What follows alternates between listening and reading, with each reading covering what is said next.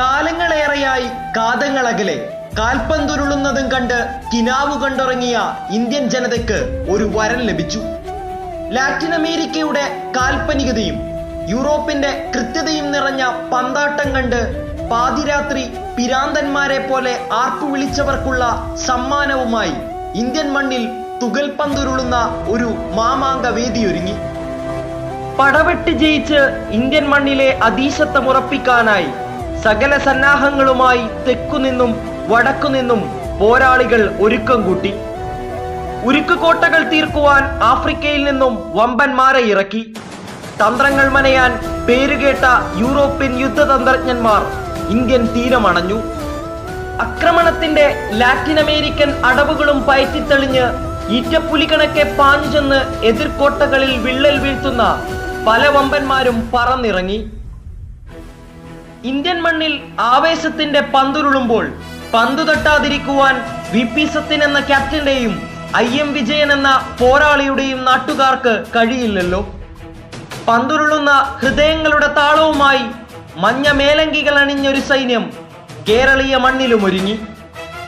അറബിക്കടലിരമ്പും പോലെ കൊച്ചിയുടെ മണ്ണിൽ ആ മഞ്ഞ കടലിരമ്പി.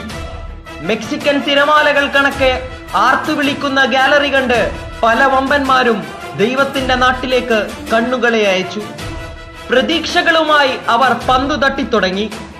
ജെയിംസും ജിങ്കനും തീർത്ത പ്രതിരോധ കോട്ടയിൽ തട്ടി എതിരാളികൾ ഓരോന്നായി വീണു. പുൾഗയും പിയേഴ്സണും പിന്നെ ഹ്യൂമും ചേർന്ന് വലകുലുക്കി മുന്നേറിയപ്പോൾ ആദ്യ ഫൈനലിലേക്കും കേരളത്തിന്റെ മക്കൾ ജയിത്ര യാത്ര നടത്തി. എന്നാൽ അവസാന നിമിഷം കൊൽക്കത്തയ്ക്ക് മുമ്പിൽ വീണു പോകുവാനായിരുന്നു വിധി.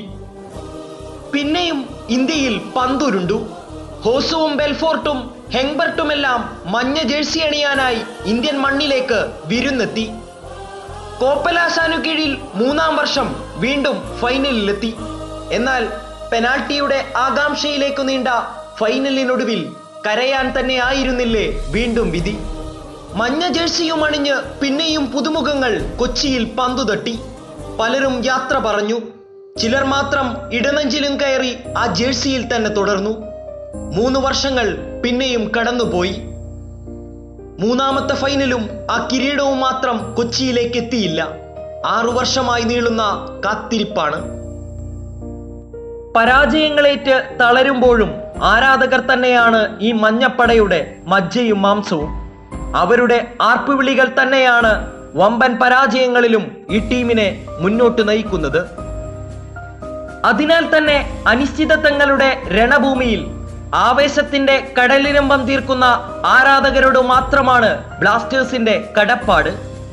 വാക്കുകളേറെ വൃഥാ ചൊരിയുന്ന കാലവും പരാജയത്തിന്റെ നോവുകളും ഇനി മറന്നിടണം. ദക്ഷിണേന്ത്യൻ ഡെർബിയിൽ ചെന്നൈയുടെ ചെന്നായക്കൂട്ടത്തെയും ബാംഗ്ലൂരുവിന്റെ ഭീകര സംഘത്തെയും വീഴ്ത്തണം. കൊൽക്കത്തയുടെ പ്രാണൻ നിറച്ച ഇരു സംഘങ്ങളെയും കാൽക്കരുത്തിന്റെ കളിമികവിൽ കരയിപ്പിക്കണം. നോർത്ത് ഈസ്റ്റിന്റെ അപ്രവചനീയതയെ അപ്രസക്തമാക്കണം. മുംബൈയോടും ഗോവയോടുമേറ്റ മുറിവുകൾക്ക് കണക്ക് ചോദിക്കണം. ദില്ലിയോടും ടാറ്റയുടെ സംഘത്തോടും നിഷ്പ്രഭമാക്കി മുന്നേറണം. ചാർമിനാറിന്റെ നാട്ടുകാർക്കും ഒഡീഷയ്ക്കും ഒരിക്കലും മറക്കാത്ത ഓർമ്മകൾ സമ്മാനിക്കണം. ഒടുവിൽ നോക്കൌട്ടിന്റെ അനിശ്ചിതത്വത്തെ വീണ്ടും എതിരിടണം.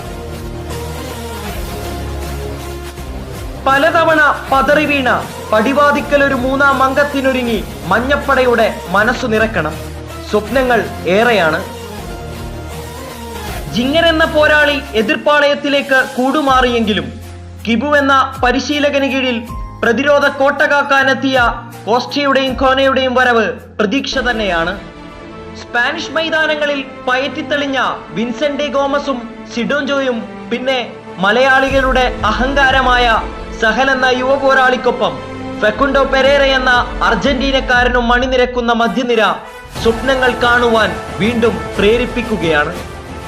ആരാധകർ ഏറെ പ്രതീക്ഷയോടെ കാത്തിരിക്കുന്ന ഗാരി ഹൂപ്പർ എന്ന പ്രതിഭയ്ക്കൊപ്പം ജസലും രാഹുലും നിഷുകുമാറും അടക്കമുള്ള എന്തിനും പോന്ന യുവ പോരാളികളുമായി ഇറങ്ങുന്ന കിബുവിന്റെ ഈ സംഘം ഗോവൻ മണ്ണിൽ നിന്ന് കിരീടവുമായി മടങ്ങുന്നതും കിനാവു കണ്ട് കാത്തിരിക്കുന്ന ആരാധകർക്കായി ടീം കാൽപന്ത് ലോകം.